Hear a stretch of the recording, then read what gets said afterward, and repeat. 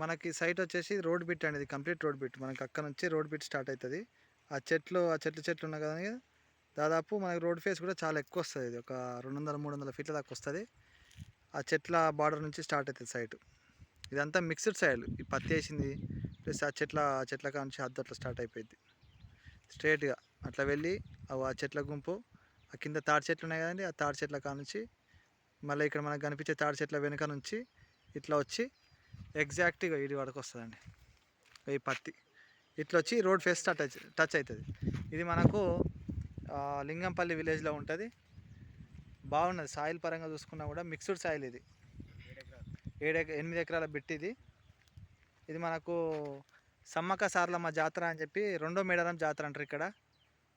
ఇవి అదే విలేజ్, ఇది మనం ఉన్నది సైట్ కూడా అదే విలేజ్లో ఉన్నది.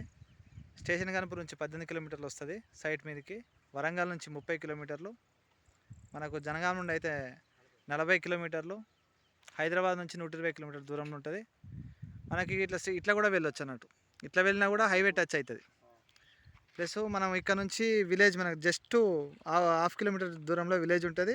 విలేజ్ నుంచి మళ్ళీ మనం ఇక కనిపించే ట్యాంక్, అది విలేజ్దే ట్యాంక్. మనం ఇట్లా వెళ్తే డైరెక్ట్ ఆ జాతర కాడికి వెళ్తాం. అక్కడ నుంచి మనం అటు హైవేకి ఎక్కేస్తామండి.